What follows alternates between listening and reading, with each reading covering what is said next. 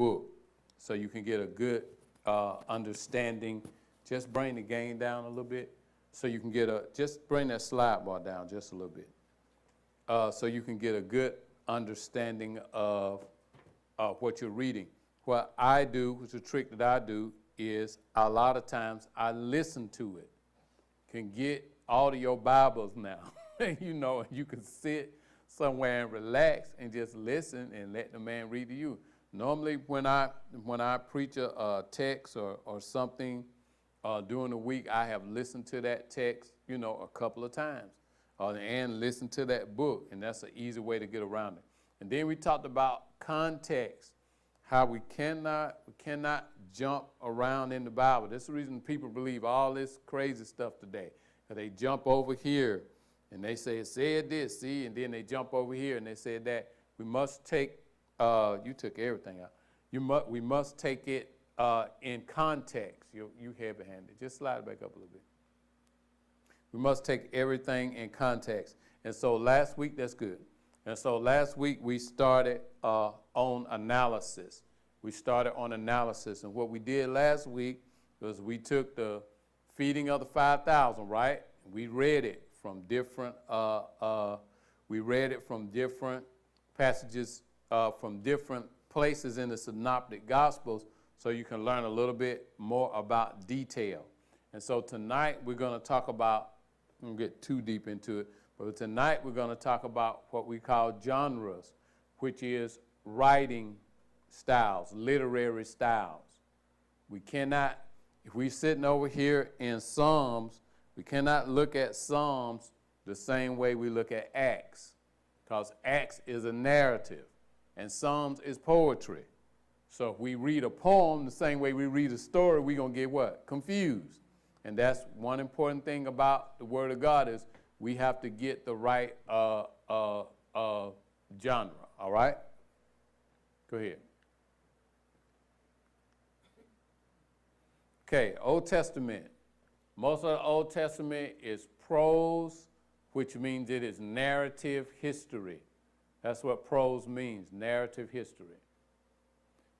Another part of the Old Testament is prophecy and the oracles of salvation and the announcement of judgments.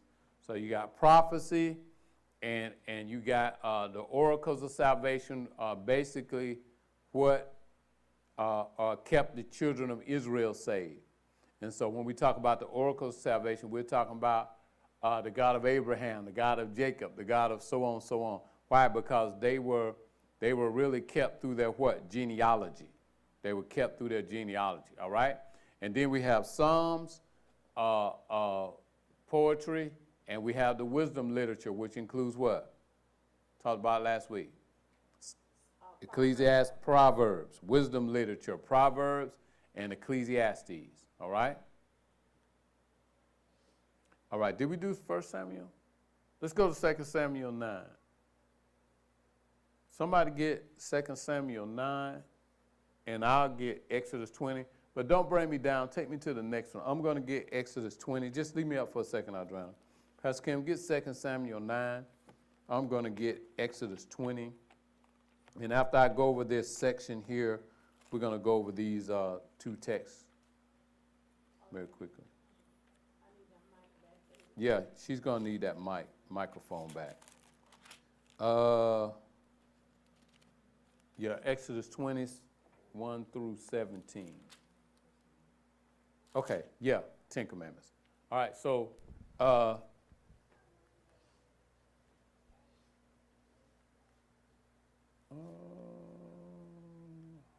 yeah, let's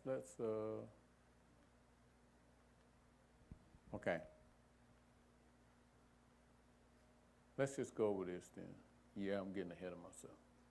All right, let's look at, Pastor Kim is going to read 2 Samuel 9. Just read some of it, thank you. Hallelujah, it's hard to find good And help. David said, is there yet any that is left in the house of Saul, that I may show him kindness for Jonathan's sake? And there was in the house of Saul a servant whose name is Ziba. And when they had called him unto David, the king said unto him, Art thou Ziba? And he said, Thy servant is he. And the king said, Is there not any of Saul's house that I should show the kindness of God unto him? And Ziba said unto the king, Jonathan has yet a son, which is lame on his feet. And the king said unto him, Where is he? And Ziba said unto him, Behold, he is in the house of Micah, the son of Elimelech, in Lolabar. Okay, you can start right there. Okay, I'm paraphrasing this. We're going to read all of it because I'm going to go to, so this is a narrative story about Mephibosheth. Mephibosheth was Jonathan's son, and he was lame because his nurse or somebody early in his life dropped him, and he was lame. Jonathan, thank you, Adriana. Jonathan has a covenant relationship with who? David, even though he's dead. And what happens between Jonathan and David is they become friends. Jonathan protects David from Saul when Saul wants to kill David. Now, also what happens is Jonathan bestows his priestly honor upon David.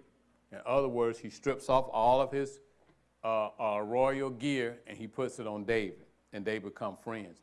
And so David swears to Jonathan that because he helped him, he will always take care of his relatives. And so that's where Mephibosheth comes in. See what I'm saying? It's a narrative story. All right? So now what's happening is David is coming back and he's honoring his commitment to Jonathan. You see what I'm saying? And that's the bulk of this story. And so what he does is he restores his lands to him. He gives him servants. But then he tells him, no, you're going to let them take care of your land. They're going to make your money. You're going to eat at my table. And he basically bestows royalty back upon Jonathan's son. All right? And so that's just one of the type of literary types that's in the Old Testament. Now let's go to oracles. Let's go to Exodus 20. Let's look at Exodus 20. And God spake to all these words, saying, I am the Lord thy God, which have been brought thee out of the land of Egypt, out of the house of bondage. Thou shalt have no other gods before me. Thou shalt not make any graven images of any likeness of anything that is in heaven above, or that is in earth beneath, or that is in the water under the earth. All right? It said, thou shalt not bow down thyself to them and not serve them. For I am the Lord thy God, and I am a jealous God. Is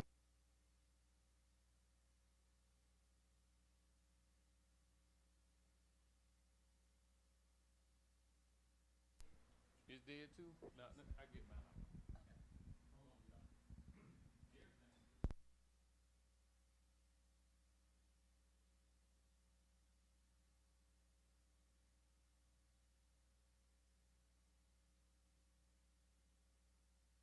That's dead. I'll take this then. And so, so watch these. These are oracles, right? Okay, watch this. By the oracles in the Old Testament, that's basically how they remain saved. You see what I'm saying? Because when they broke the oracles, God killed them most of the time or just kicked them out. I'm just saying. I don't know what other way to put it. I don't know what a nice way to say it. It said, watch this. Thou shalt not, watch this, 6, and showing mercy unto thou thousands of them that love me and keepeth my commandments. Thou shalt not take the name of the Lord thy God in vain, for the Lord will not hold him guiltless that taketh his name in vain. Remember the Sabbath day to keep it holy. 6 days shalt thou work and labor and do all thy work. But on the seventh day is the Sabbath day, the day of the Lord, that thou shalt not do any work, nor thy son, nor thy daughter, nor thy manservant, nor thy maidservant, nor thy cattle, nor thy stranger that is within. For in 6 days the Lord made heaven and earth, and the sea, and all that is in them. Rest the seventh day. Wherefore the Lord blessed the Sabbath day and hallowed it. Okay? I'm going to read all of them. Honor thy father. This is basically what? Ten Commandments. Ten Commandments. But let me stop and give you a little history. You hear a lot of crazy stuff today about the Ten Commandments were taken from other wisdom writings of Egypt. All right? And if you search out some of those wisdom writings, there are some similarities to the Ten Commandments. The only problem we come in when people say that is the first part of this ain't no comparison to it. Thou shalt have no other God what? Before me. See, that ain't in that ain't in their writings. And so thou shalt not have no what? Graven images. You see, you can't set all these different things up. And so the Ten Commandments set up as the oracles of God by which what? By which man, first thing he told them was how you must relate to me. And then the second thing he taught them was how you need to relate to each other. And if you aspire to really, even though the Ten Commandments are not so much still in effect, they are good oracles of God to live by, because how many times do we set up images in our lives that are above God? And how many times do we not treat other people the way they deserve to be treated? All right? So let's look at this. It says,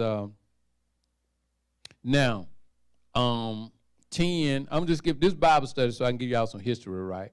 10, that's where you get Seventh-day Adventists from. All right? That's what they base their whole thing on. Now,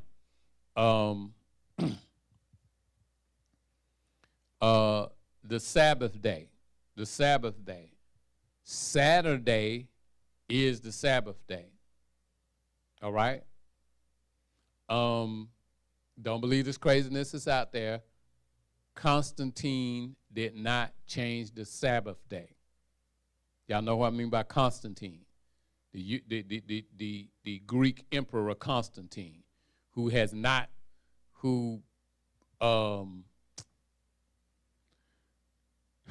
has not been proven that Constantine was really saved.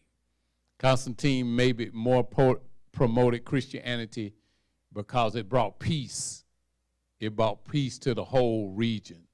And that's but that's something different. So what Constantine did was he made Sunday also a non-work day, a holiday. The reason we worship on Sunday by Saturday is the disciples designated Sunday as the Lord's day. So go back to Revelations. John says, I was caught up in the spirit on what? The Lord's day, which is Sunday. And that's the reason we worship on Sunday. That your early Christians, or what we call Jewish Christians, so what they did a lot of times is they went to the synagogue on Saturday. And they didn't worship it. You understand what I'm saying? And then on Sunday, they went to church every day. And so they would rest on their Saturday, and then on Sunday they would gather on the Lord's Day to do Christian services. So the reason we worship on Sunday is because Sunday is the Lord's Day. Now, that's also supported through church history. When we look at the early writers, they talked about the Lord's Day, which is Sunday. And the reason they designated it as the Lord's Day is that is the day that Jesus was what? Resurrected. All right?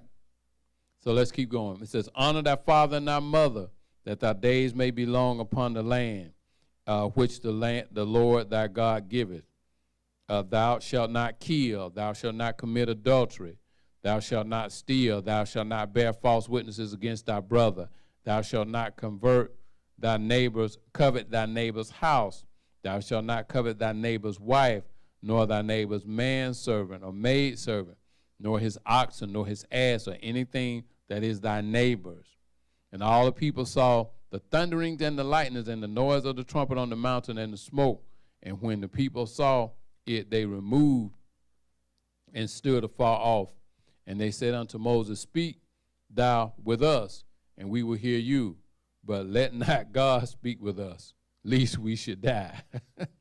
And Moses said unto the people, Fear not, for God is come to prove you that this is his fear, that you may be before his face, and that you what? You sin not. And the people stood afar off, and Moses drew nigh unto the thick darkness. And so this is another example of genre. Why? Because these are oracles. And that's what we get in the New Testament. We get the oracles of God, how he governs salvation before Christ. How he governs salvation before Christ. Now, when we look in Romans, it says these things were written aforetime for our learning. So what we do from this is we learn how to live, and we learn how to walk, and we learn how to treat each other. The main focus of the Ten Commandments was, okay, we got to put them in the context. Why would God give 10 commandments? Because you got a group of 800,000 to 1 million people that just formed their own nation. With no rules, no regulations, no laws, no nothing. They ain't got nobody but Moses. You see what I'm saying? So you got a group of 800,000 to 1 million people that just formed their own nation. There's got to be some rules, some laws, some regulation that's going to govern how they're going to live. That's the reason God gave them the 10 Commandments. He sent them out with these oracles and said, listen, this is what you do. This is what people get confused, y'all. And with us, sometimes as African Americans, we get real confused with it. We need to be more connected to God than we are people. The only reason God connected to a people is that was the way humans would comprehend him, because the other people in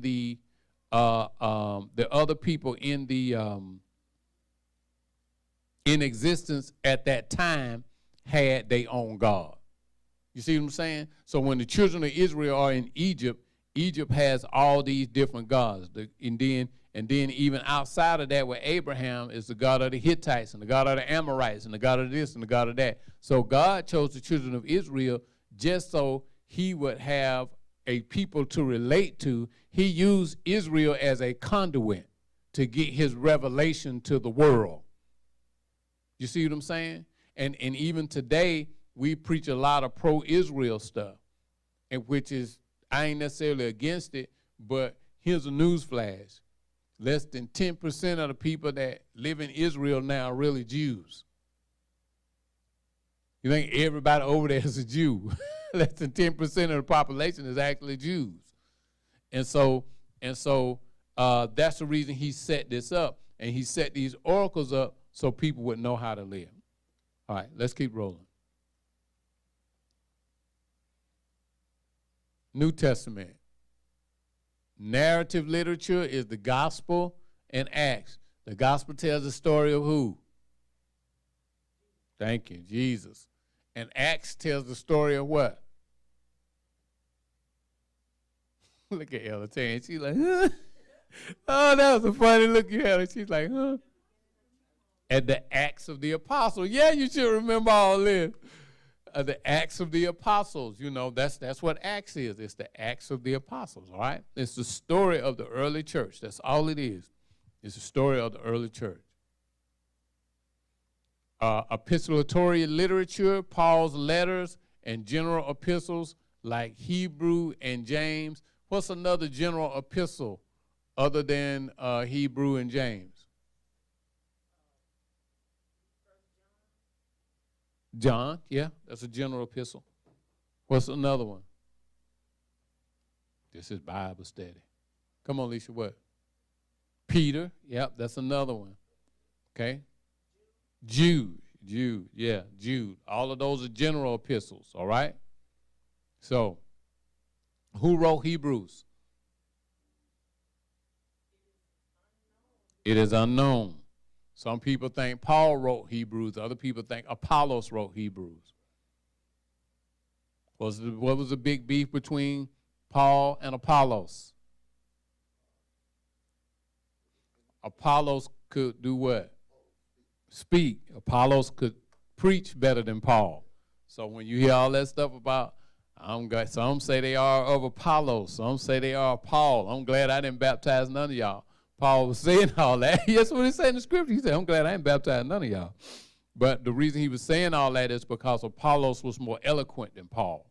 And then once they trained Apollos, Apollos went out, and certain people wanted to follow Apollos because he was an eloquent speaker.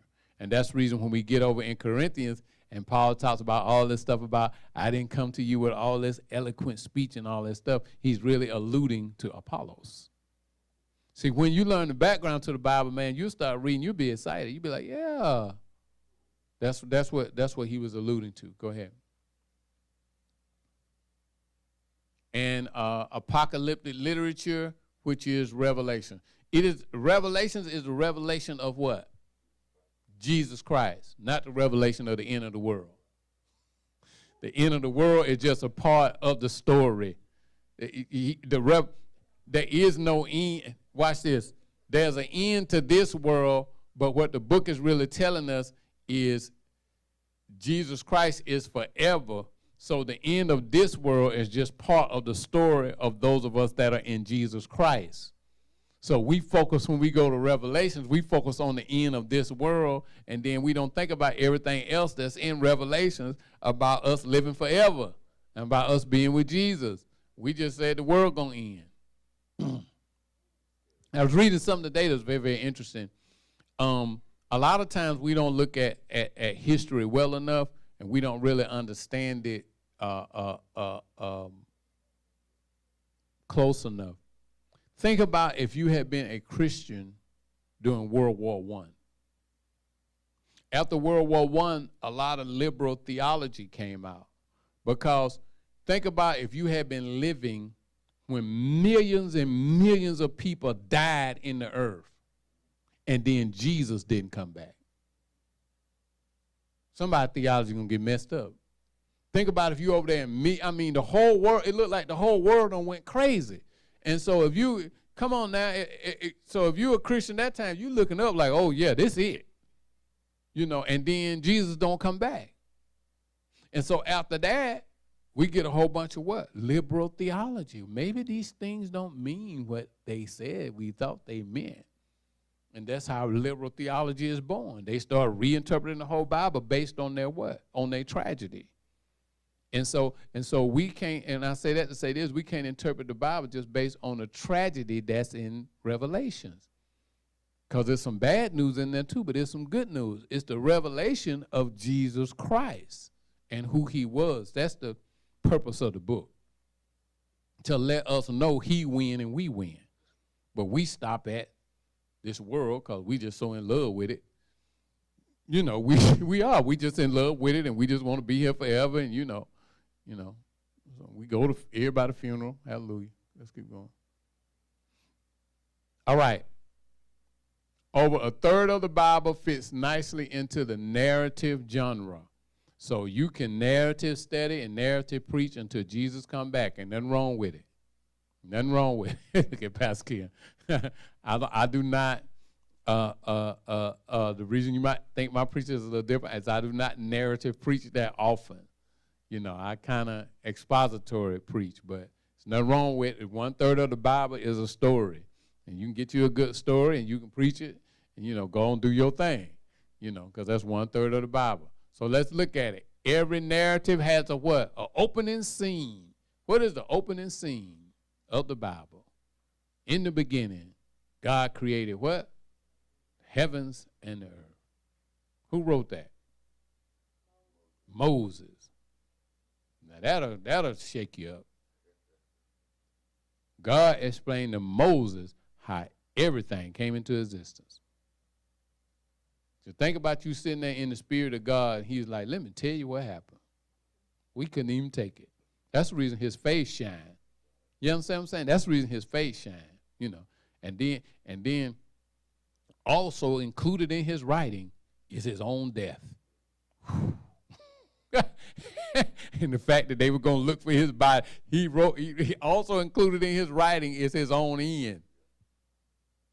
Ooh. See, that's the reason the liberal theologian says, no, Moses couldn't have wrote all of it. See, he had already died. No, God just revealed it to him. That's just the relationship that him and God had. The liberal theologian said, no, Moses couldn't have wrote all of it. No, yeah. Yeah, think about it. Go ahead. There's always a what? A crisis. What's the crisis in the beginning? Eve listened to the serpent. Then we got some problems. Everything was good. Ooh, everything was good to Eve. Listen to that serpent. Always got a crisis in the narrative. What's the crisis in Joshua? God, you looking at the promised land. It's right across the water. But somebody there. You got to fight. You got to do. It's a crisis. God said, see, that's what's wrong with us. We don't understand the narrative part of the Bible. We think every time God said we're going to have something, we just go get it. But it's always going to be a crisis that we got to overcome. That we got to, even Jesus had one, the cross. You see? So your narratives in the Bible, there's always a crisis going on.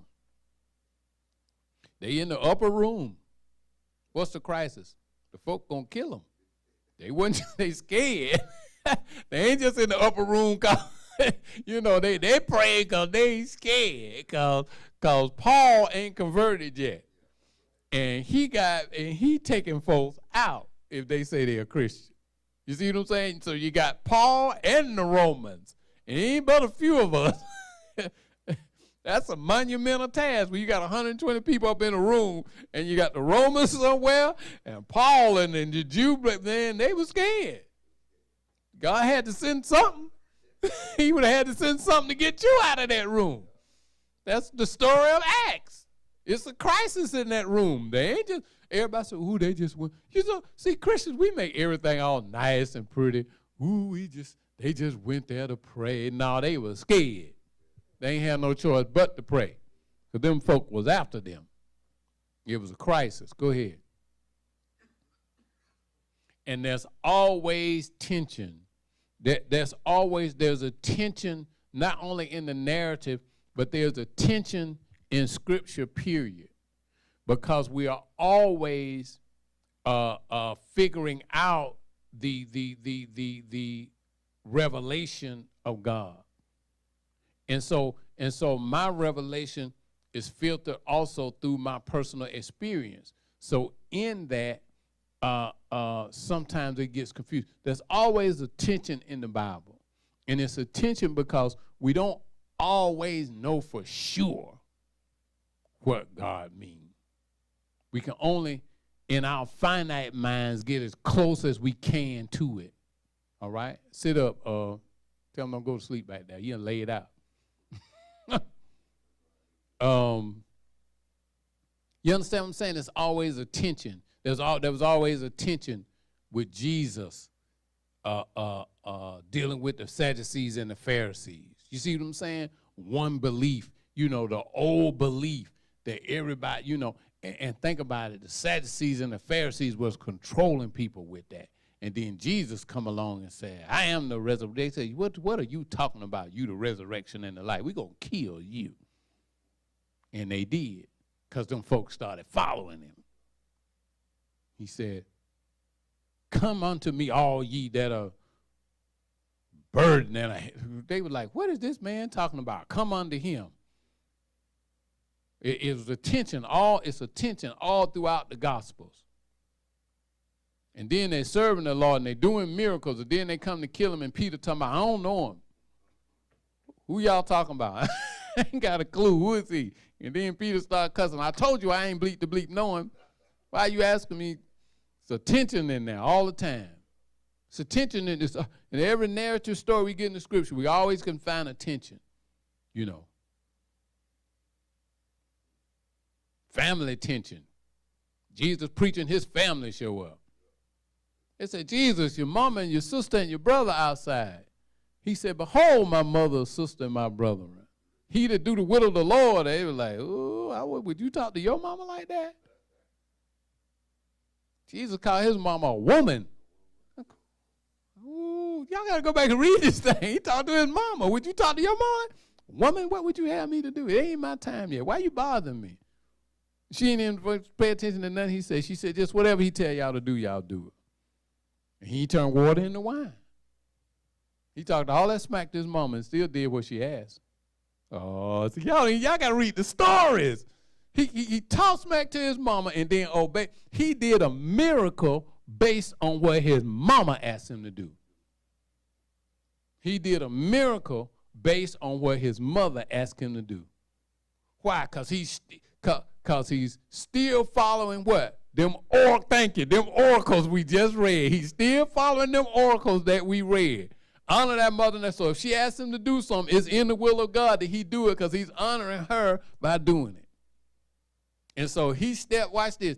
The request of Jesus' mother has him step into public ministry before he's really feeling the leading of the Lord to do it. Because that was his first miracle. See, that's what you got, you got to understand, you got to get into these, you can preach forever with narrative part of the Bible. You know? You got people preaching narrative part of the Bible couldn't read. They couldn't read. They had to listen to it or have somebody read it to them. Then they write down their notes and get them down preach. I'm talking literal preachers that couldn't read. Preach paint off the wall. Couldn't read. Because if you get into the story and you get into the details, it come alive all on its own. You ain't got to help it. Come on. It's some crazy stories in the Bible. What about when they chopped the woman up? Go back and read Judges. look at Shiree face. They chopped the woman up. It's in Judges. And sent her to all 12 tribes. And she didn't do nothing wrong. They raped her. They bothered with her. She didn't do nothing wrong. She didn't do nothing wrong. They raped her and bothered with her. But in them times, a woman was basically property. So they had disrespected the man so much by raping her. That's how you know what I'm saying? But what he was really doing when we understand the story, he was letting the rest of the tribes know what, who was that, Benjamin? I think it's Benjamin. Yeah, he was letting the rest of the tribes know what the tribe of Benjamin had done against him. It wasn't about the woman. It was about him letting them know about what they had did. You see what I'm saying?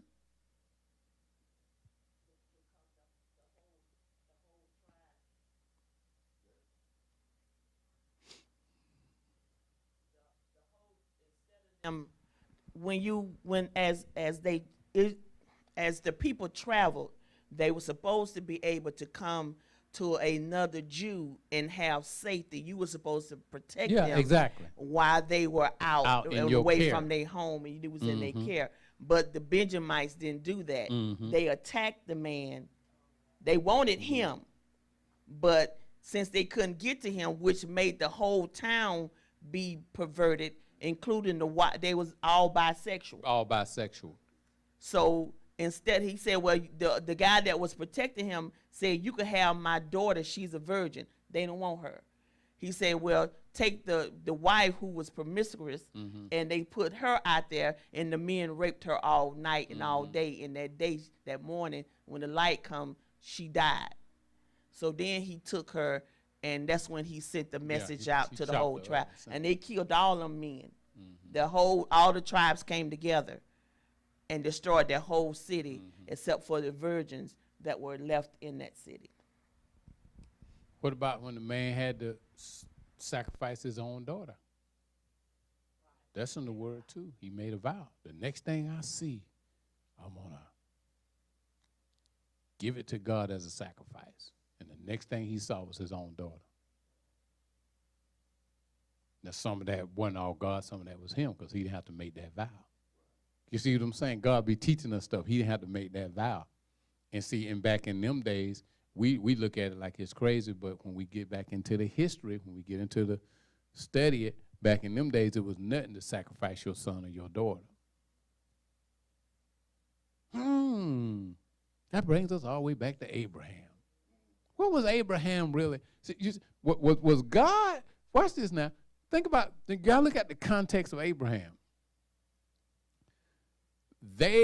Other tribes and people were sacrificing their kids to their God. Abraham sees them do that, right?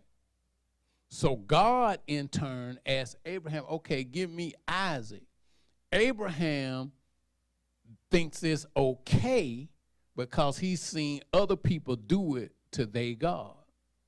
So all God was doing was testing what God was doing two things. He was testing his faith, not just in him, but really it wasn't as much faith because Abraham had seen other people do it. Abraham has seen other people do it. So now he has to sacrifice his son. So God is also showing Abraham how different he is from the culture that is around him. The underlying message is, I'm different from all of them. That's why before he killed the boy, he said, hey, stay your hand. Don't kill that boy. There's a ram over there. You see what I'm saying? There's a ram over there in the bush. Go get the ram, sacrifice the ram. Now, that boy was old. Wasn't no baby. You see what I'm saying? See, once we get in these stories, we like, come on. I'm going to show y'all a couple more. What's this? There's always a climax. Climax. Abraham. God called him from the Abraham. Here I am, Lord. Boy, I'm glad he was answering. He couldn't have been like us. We've been lost, so he couldn't have been like us. God be calling us. We be like, Lord, can I finish watching the NBA? Can I finish watching LeBron? Here I am. Now, here I am, Lord. So stay your hand. Don't do that. Don't kill that boy. There's also a denouncement. In other words, there's also the calmness of it. As Abraham and the boy come back down together. You ever seen the Bible? I like that last one they did because in it they have Sarah. She mad at Abraham. She come and grab the boy. Give me my boy. You see what I'm saying? They bringing life to the Bible. Think about it. If the man had took your child, first of all, if you was mad at me, I probably wouldn't have told you. I've been married long enough now. I ain't going to tell that one. I'm like, nah, we be back tomorrow. We going on a trip. I ain't telling all that, no, man. I am not finna tell no woman I'm finna take her child. I deal with her when I get back. If God don't bring me out, I just deal with her when I get back. I am not finna tell her on the way that I'm taking the child. No. The sacrifice. That's why I just stayed. I just had to stay up there with it. Where he died, you die. Mm-hmm. I have to stay up there with it then, because I sure wouldn't have told it. Unless the Lord told me to tell it, I would not have told it. I always wondered that about Abraham. Two people I wonder, Abraham and Solomon. How can you be wise enough to get all that stuff from God and then lose it all? For a woman. Just women, just. There's an explanation. He was like his daddy. You told him. Yeah, he was like his daddy, though. Didn't you watch your daddy? Think about it. That always is that Abraham, Solomon, and then the one that get me is Chronicles, when they said Jehoiakim was king of Israel. And he ruled so many years. And he did not what was right in his father's eye. No, just like his dad. I'm like, and you see God just killed your daddy.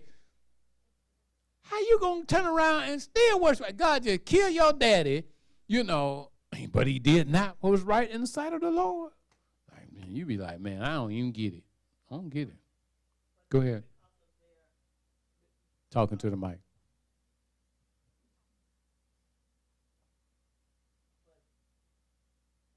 Okay, but that was because of, to me, the kings were marrying foreign women, and they was bringing their type of God into the household, and the woman had the child to teach them to at least 13 years of age. So they was inputting their beliefs into the child. Oh, you know what I'm saying? I'll arrange. I get that some of them, but some of these dudes was young, man. They wasn't even that old.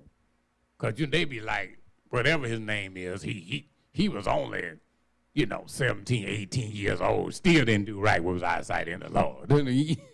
They just hellions. It's the devil down in them. You just come out, you just ain't gonna do what's right. You know what's right. You understand what I'm saying? You seen God tell your daddy up. You know what I'm saying? And that's what just what somebody had just said. That's why some of the sins and stuff we go through is almost is spiritually genetic, and some of that stuff have to be broken. It's not a harm on anybody's parents or anything, but sometimes you have to break spiritual genetics, because you'll find out that some of the same sins your parents did, you deal with the same stuff. You'll find out you deal with the same stuff.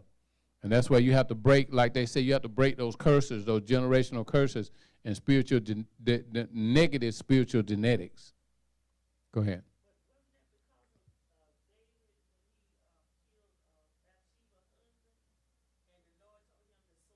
Yeah, but no, because Solomon got a renewed promise though.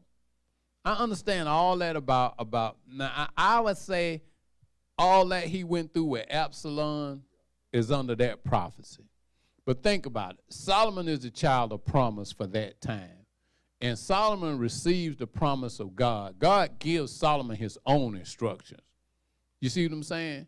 And then, no. And then by the time Solomon comes into power, David has given Solomon sound advice too. You got to look at the Inner Chronicles. David done pulled Solomon to the side. So, all right now, you got to serve the Lord. You got to do this. You got to do that. Because by that time, David is old. And so now Solomon got way too much advice. And then he had the wisdom of God. And then you still went out and slept with the Queen of Sheba and all the rest of these folks. Come on now.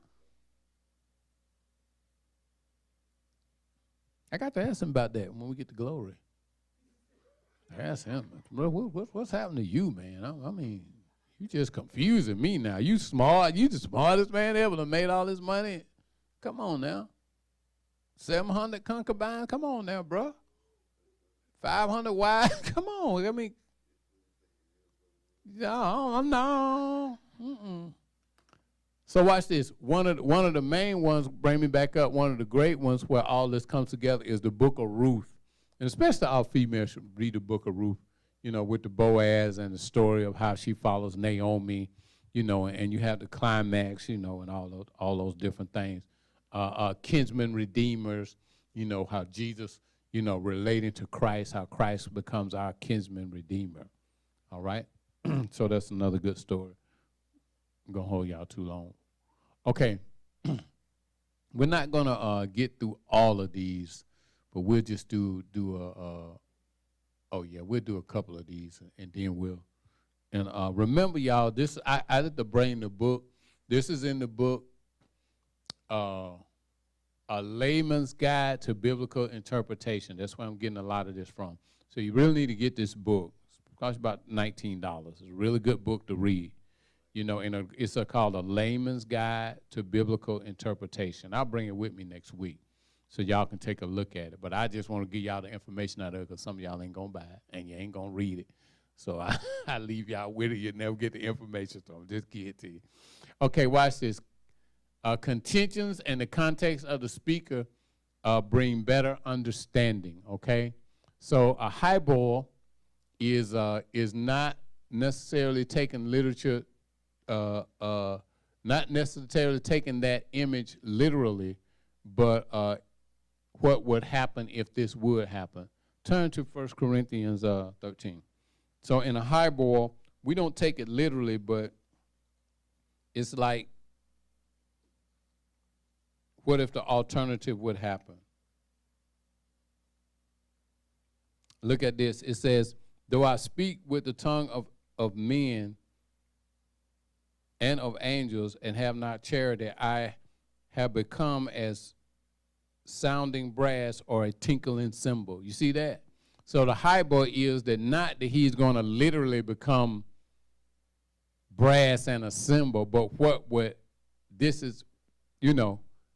happen if I would become you know what I'm saying? Not literally that's what he's going to become. Though I have the gift of tongues and a gift of prophecy and understand all mysteries and all knowledge, though I have all faith so that I could remove mountains and have not charity, I have nothing. Well, he really can't remove what? Mountains. It's a hyperbole. He's saying, think about the alternative of this. You know what I'm saying? If you don't do it. All right? Yeah. Think about the alternative of this if you don't do it. All right? Go ahead. Go to 1 Corinthians chapter 1. Repetition is God's way of saying pay attention. That's another literary type. Ron and his phone, just pray for him. Need to have Zariah come up here and show him how to work it. Ron and his phone. Watch this. This is Paul. For the preaching of the cross is to them that perish foolishness, but unto us which are saved, it is the power of God. Boy, I preached that one time, the power of God. That was a good message. It says, for it is written, I will destroy the wisdom of the wise and will bring to nothing the understanding of the prudent. Where is the wise? Where is the scribe? Where is the disturber of the world? Have not God made foolishness of the wisdom of the world? So what's the key? Wisdom. That's the repetition in there. For after that is the wisdom of God. The world by wisdom knew not God. It pleased God by the foolishness of preaching to save them that believe. For the Jews require a sign, and the Greeks seek after wisdom. But we preach Christ crucified, unto the Jews a stumbling block, and unto the Greeks foolishness. But unto them that are called, both Jews and Greek, Christ, the power of God and the wisdom of God. You see that? And so he wants to drive home the wisdom of Christ, spiritual wisdom. And so whenever that's a type of genre, repetition, whenever we see something repeated, Jesus would say to them, verily, verily, I say unto you. And the reason Jesus was saying verily, verily is he wanted to get them to pay attention. So whenever you see repetition in the Bible, we're going to go over this next week, that's when you should go into your word study. You should want to know what he means by wisdom and not necessarily assume that it means the same thing in every text, because it doesn't. Go ahead. Irony, thank you, is all through the book of Esther. Irony. How many have read the book of Esther? Esther. So Esther is in the court of the king, right? And she's a Jew. And there's somebody else high up in the government that hates the Jews. And so he devises a plan, which is Mordecai, to kill the Jews. And so Esther, Haman devises a plan to kill the Jews. Esther has an uncle. His name is Mordecai. Mordecai finds out about the plan, and he comes to Esther. Since she's in one of the king's many wives, and so he comes to her and said, look, you got to go to the king and speak up for the Jews. So the only problem is that you can't just go before the king. If you go before the king and he ain't summon you, he don't give you his scepter, he don't chop your head off. So what she had to do, she had to get dressed and everything, and she has to go present herself before the king. And she was so fine. Esther was fine. And so she was so good looking. I'm just telling you what the text say. What you checking your head for? It's in the Bible. She was fine. She was hitting, banging. And so she was so cute and fine that he didn't kill her, because you ain't going to kill all that. So he gave her the scepter, and she didn't die. And so that's the first part of the story. Now, the other story is he said, well, what do you want? She said, well, come to my house, tomorrow, and I'm going to fix dinner for you.